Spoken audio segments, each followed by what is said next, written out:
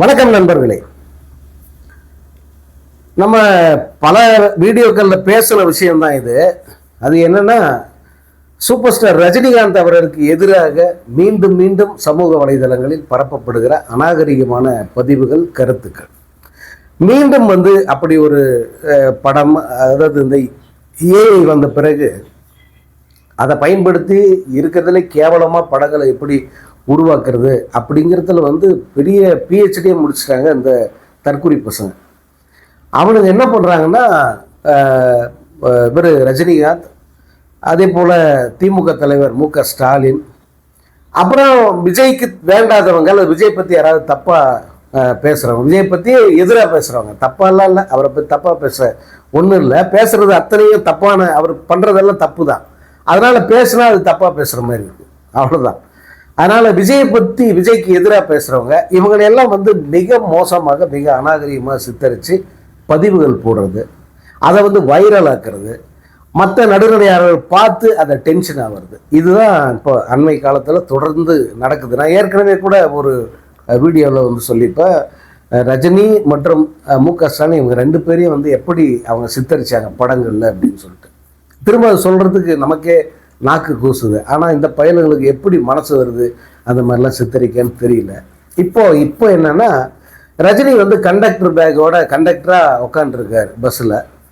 பக்கத்தில் ஒரு கோட்டு சூட்டு போட்டுன்னு அப்படி கம்பீரமாக இவர் விஜய் தென்னாவட்டாக உட்காந்துருக்கிற மாதிரி ஒரு ஏஐ மூலமாக ஒரு படத்தை உருவாக்கி அதை அவங்க சமூக வலைதளங்கள் முழுக்க வெளியிட்டிருக்காங்க.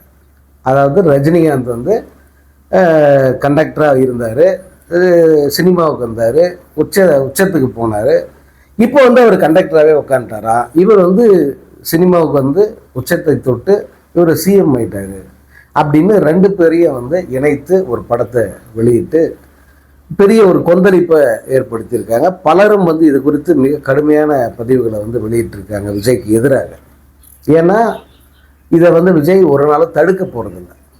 அவரை பொறுத்த வரைக்கும் என்ன ரஜினிக்கு எதிராக அவரது ரசிகர்கள் என்ன பண்ணாலும் அதை அவர் மௌனமாக ரசிக்கிறார் அப்படின்னு தான் எடுத்துக்க முடியுது. ஏன்னா இவர் ரஜினியை பார்த்து ரஜினியை காப்பி அடித்து ஒவ்வொரு ஆக்ஷனும் ரஜினியை காப்பி அடிச்சது. இன்னைக்கு கூட ஒரு வீடியோ ஒரு தம்பி வெளியிட்டு இருந்தாப்புல, கிட்டத்தட்ட ஒரு 20 காட்சிகளின் தொகுப்பு. 20 காட்சிகளில் ரஜினி என்னென்ன பண்ணாரோ அதையே இந்த விஜயம் பண்ணியிருக்கிறத அதில் காட்டுவாங்க. அது அப்படியே ரஜினியை பேர், அதே மாதிரி காட்சிகள், அந்த ஸ்டைலு எல்லாமே அப்படியே ரஜினியை காப்பி அடிக்கிறது. அப்படி காப்பி அடித்து தான் இவர் ஒரு நிலைக்கு வந்தார். ஒரு வகையில் ரஜினி தான் இவருடைய இந்த புகழுக்கும் இந்த இடத்த சேர்றதுக்கும் முக்கியமான காரணம் யாருன்னா ரஜினிகாந்த் அவர்கள் தான். அதை மறந்துட்டு இந்த அற்பங்கள் இந்த மாதிரியான படங்களை வெளியிடுறாங்க. இந்த கம்பேரிசன் சரியா அப்படின்னு பலரும் கோபப்பட்டிருக்காங்க. இது தப்பு, இது ஏன் செய்கிறாங்க, விஜய் இதை எப்படி அனுமதிக்கிறாரு அப்படின்னா, ஆரம்ப காலத்திலேருந்தே, அதாவது இந்த 2006க்கு பிறகு, அதாவது சச்சின் சந்திரமுகி அந்த கிளாஷில் அந்த சச்சினுங்கிறது மண்ணை கவிட்டு அப்படியே தலைக்குப்புற விழுந்து அப்படி ஓரங்கட்டுப்பட்டது இல்லையா, அதற்கு பிறகு பார்த்தீங்கன்னா அவர்கள் மனநிலை மெல்ல மெல்ல மெல்ல ரஜினிக்கு எதிராக தான் மாறிக்கிட்டு இருந்திருக்கு. அது அவருக்கும் கூட, யாருக்கு, விஜய்க்கும் கூட அந்த மனநிலை தான் அப்படிங்கிறது இப்போதான் தெரியுது, அப்போ தெரியல. காரணம், அந்த காலத்தில் இருந்தே, அதாவது சமூக வலைதளங்கள் பெருக ஆரம்பித்த பிறகு பார்த்தீங்கன்னா இந்த மாதிரி எதிர்மறையாக ரஜினிக்கு எதிரான கருத்துக்களை பரப்புகிற வேலையில் அவங்க ரசிகர்கள் தொடர்ந்து செஞ்சுக்கிட்டு இருக்காங்க. ஒரு முறை கூட விஜய் அவர்களை அடக்கி வைக்க முயற்சி பண்ணதே இல்லை. இதெல்லாம் ரொம்ப தப்பு, இந்த மாதிரி செய்யாதீங்க, ரஜினி எப்பேற்பட்ட சாதனையாளர், எனக்கே அவர் குருடா, இந்த மாதிரி பண்ணாதீங்க அப்படின்னு சொல்கிறதுக்கு என்ன. ஆனால் ஒரு முறை கூட இப்போ வரைக்கும் சொன்னதே இல்லை. அதில் இந்த வேட்டையன் படத்தப்போ, ஜெயிலர் படத்தப்போ, இந்த படங்களின் போது அவர்கள் பரப்பிய எதிர்மறையான அந்த கருத்துக்கள் படங்களின் வசூலை பாதிக்கிற அளவுக்கு போச்சு. இருந்தும் கூட அதை விஜய் தடுக்க முற்பட்டதே இல்லை. அப்போவே அதெல்லாம் செய்யாத விஜய் இனிமேட்ட செய்ய போகிறாரா? இந்த சிஎம் ஆகிட்ட பிறகு இதெல்லாம் செய்ய போகிறாரா? அவர் இன்னும் இதை ஊக்குவிப்பது போலத்தான் அமைதி காக்கிறாரு. அவருக்கு உடன் இருக்கிற அந்த மாஃபியாக்கள் இருக்காங்களா, அவங்க இதை இன்னும் அதிகப்படுத்துகிற வேலைகளில் ஈடுபட்டு இருக்காங்க. நம்ம இது எத்தனை முறை சொல்ல முடியும்? அவர் இமயமலைன்னா இது ஒரு மடு தான். இது ரெண்டுத்தையும் எப்படி நம்ம கம்பேர் பண்ண முடியும்? சிஎம் ஆயிட்டாருங்கிறதுனால வந்து ரெண்டும் சமமாயிட முடியுமா என்ன? நான் முன்னே சொன்னேன், ரஜினி வந்து ஒரு கிங்குன்னு சொன்னா, விஜய் வந்து ஒரு பச்சா தம்மத்தூண்டு பையன். ரஜினின்ற சாதனையாளருக்கு முன்னாடி சாதனையிலும் சரி அல்லது படங்களில் திரைத்துறையில் அவர் என்ன சாதிச்சார் அப்படிங்கிறதெல்லாம் நீங்க யோசிச்சு பார்த்தீங்கன்னா, அவர் கிங் எம்பரர் மாதிரி உட்காந்துருக்காரு. இவர் அவருக்கு முன்னாடி இருந்து ஒரு சாதாரண ஒரு மனிதன், ஒரு பச்சா அப்படின்னு தான் சொல்லணும். அந்த மாதிரி இருக்கிற ஒரு விஜய இந்த மாதிரி வந்து கம்பேர் பண்றதுங்கிறது யாராலுமே ஏற்றுக்க முடியாத ஒரு விஷயம். அதை யாருமே அதை பார்த்த அத்தனை பேருமே வந்து திட்டுறாங்க. மிக கடுமையாக விஜய்க்கு எதிரான விமர்சனங்களை வந்து முன்வைக்கிறாங்க. விஜய் ரசிகர்களை ஏன் வந்து இவ்வளோ தூரத்துக்கு அன்கண்ட்ரோலாக வச்சுக்கிட்டு இருக்காரு அப்படின்னு சொல்லி கேட்குறாங்க. இது வந்து இதை வந்து தடுத்து நிறுத்த முடியுமா? எப்படி இதை தடுத்து நிறுத்துறதுன்னா அது வேஸ்ட். அது அந்த முயற்சியை வந்து வேஸ்ட் ஆஃப் எனர்ஜி தான். நம்ம உழைப்புக்கும் சக்திக்கும் அது வந்து ஒரு சரியான விஷயம் அல்ல. அப்படி தான் பண்ணிக்கிட்டு இருப்பாங்க. நம்ம வந்து அதை நம்ம அப்படியே விட்டுறது தான் நமக்கு நல்லது. எதிரான கருத்துக்களை நம்ம தெரிவிக்கலாம், அவ்வளோதான்.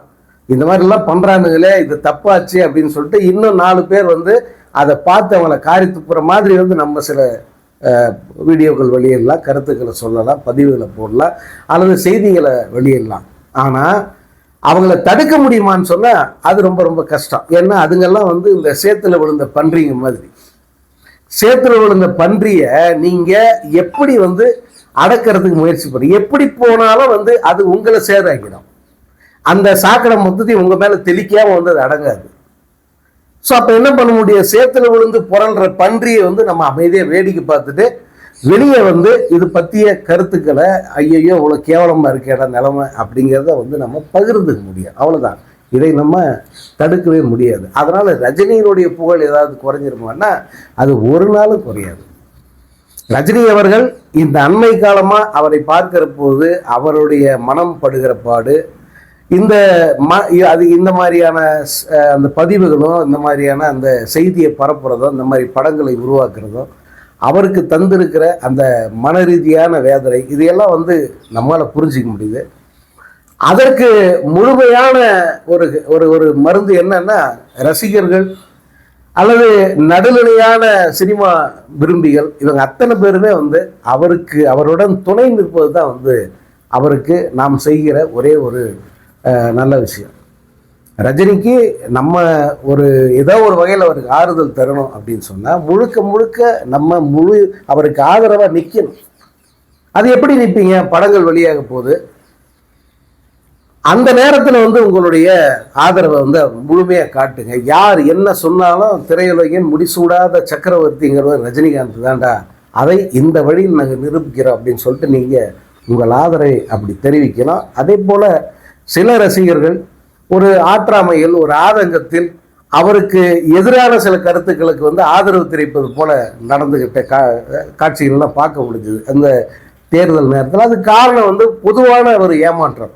இவர் வந்திருந்தா இந்த மாதிரி நிலைமை இல்லையே, இவர் வராமல் போயிட்டாரே அப்படிங்கிற ஒரு ஆதங்கம் தான். அந்த ஆதங்கத்தில் தான் அவங்க அதை தெரிவித்தாங்க.